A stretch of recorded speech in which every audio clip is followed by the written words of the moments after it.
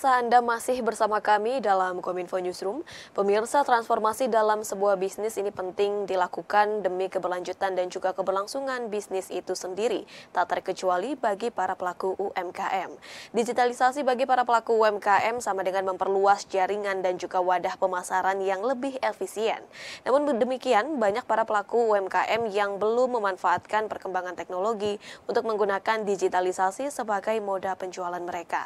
Mengapa demikian? Kita akan membahasnya hari ini bersama dengan Bapak Julius, selaku Deputi Bidang Usaha Mikro Kemenkop UKM. Selamat malam Pak Julius. Selamat malam Bu Bilkis. Baik, Pak Julius berbicara mengenai pemanfaatan digitalisasi bagi para pelaku UMKM. Mengapa para pelaku UMKM ini harus beralih ke digital begitu Pak? Apa urgensinya bagi mereka untuk bertransformasi digital? Oke, saya mau mulai dengan kasus COVID kemarin. Kasus COVID kemarin yang membuat digitalisasi UMKM terlihat jelas begitu pentingnya. Kan waktu itu 3 tahun yang lalu bahwasannya ekonomi lockdown dan masyarakat susah untuk pergi ke ketemu secara offline. Dan juga di sini ada dua yang terkena. Pertama, UMKM-nya sebagai pebisnis dan juga masyarakatnya. UMKM-nya karena ada lockdown sehingga mereka tidak bisa berjualan dengan semudah mungkin. Kedua, mereka pebisnis untuk mencari bahan baku, bahan mentah untuk membuat suatu barang yang untuk dijual juga terhambat. Nah, bagi masyarakat dengan terhentinya UMKM berbisnis itu juga merugikan mereka. Mereka juga tidak punya kemampuan untuk membeli barangnya. Nah, dengan adanya COVID ini, blessing akhirnya masyarakat UMKM memanfaatkan ekonomi digital untuk berjualan. Mereka bisa menjualan secara online. Begitupun masyarakat bisa mengakses secara online. Sehingga hal yang tadi bermasalah ketika lockdown itu bisa agak sedikit terpenuhi, agak sedikit membaik. Nah, dengan lockdown itu. Dan terbukti pada saat lockdown penjualan UMKM itu menurun drastis. Pas sekarang ini sudah mulai recovery, UMKM mulai menaik kembali. Nah, itu yang salah satu contoh. Nah, sekarang bagaimana manfaat yang didapatkan oleh UMKM dengan ada digital ini? Dengan ada digital ini, UMKM dapat memperluas pasar. Jadi tidak hanya mereka berjualan di lapak, juga mereka bisa jual secara online, baik ke domestik maupun internasional. Jadi ini salah satu manfaatnya. Kedua, bisnis mereka bisa menjadi lebih efisien karena waktu dan biaya dan administrasinya agak terpotong itu. Jadi lebih murah karena mereka nggak perlu mengirim barang misalnya dari Jakarta ke Bogor atau ke Tangerang. Nah, nggak usah. Sekarang cukup kita kirim melalui Gojek atau GoFood dengan, nah itu sudah mengurangi juga biaya dari UMKM sendiri, juga biaya masyarakat yang akan mendapatkan produk-produknya. Kita menggunakan teknologi digital yang disiapkan oleh misalnya seperti di marketplace seperti dompet digital, di OVO atau kepada Tokopedia dan Lazada. Nah, ini dengan adanya ini jadi lebih permudah.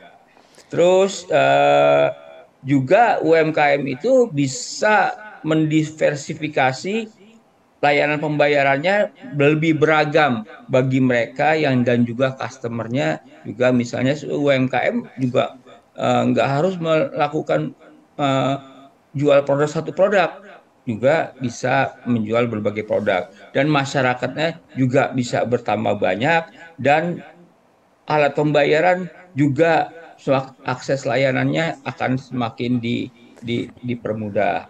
Nah ini terus eh, juga transformasi ini juga membantu meminimalkan risiko human error pada saat pembayaran. Jadi kalau kalau tidak kalau digital tercatat tuh human errornya hilang. Ya itu yang dengan situ. Tapi kalau secara offline itu sering ada human error terintegrasi sehingga transparan dan mudah dideteksi.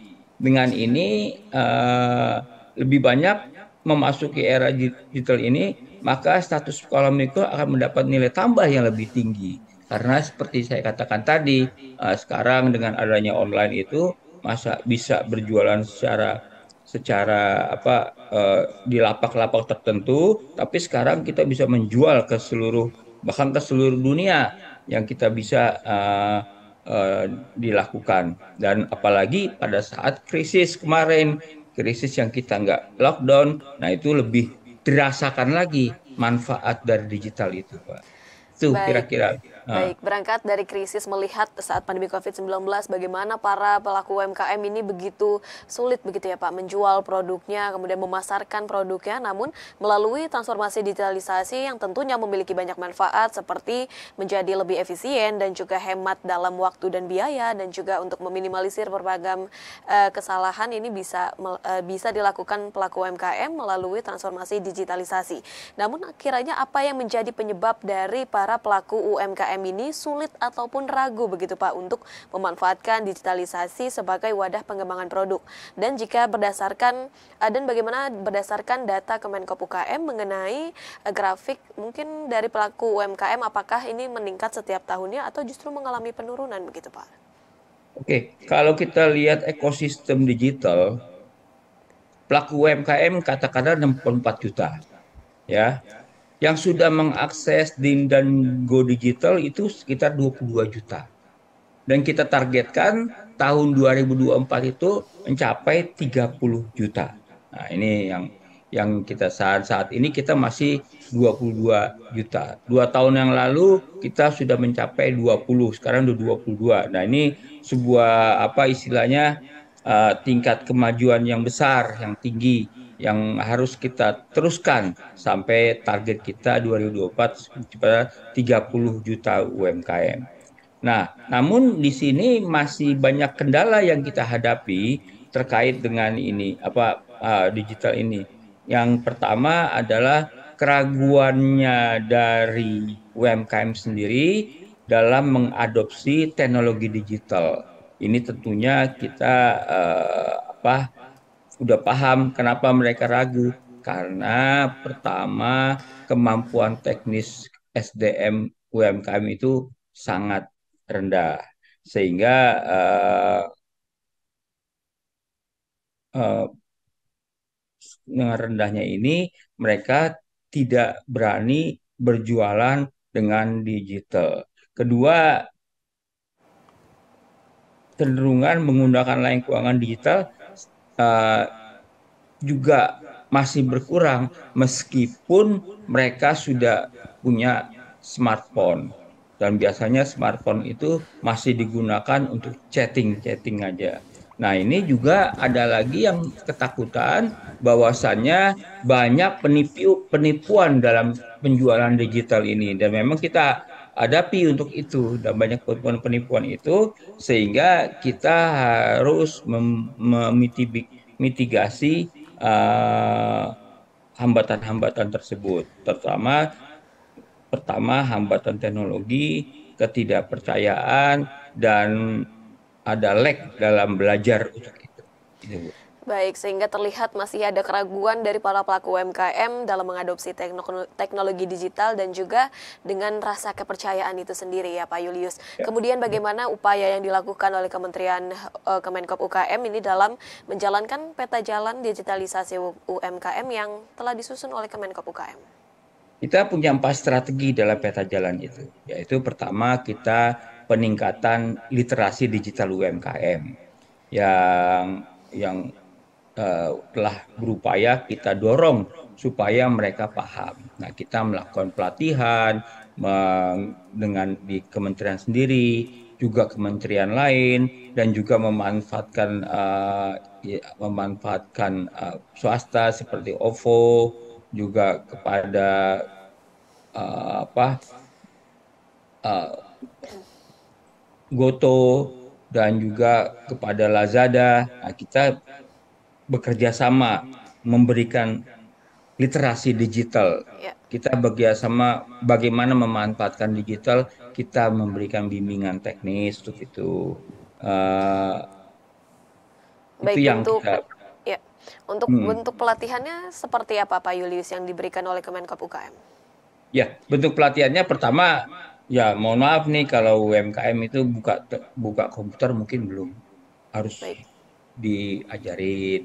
ya. Terus masukin barangnya ke platform itu juga diajarin, ya.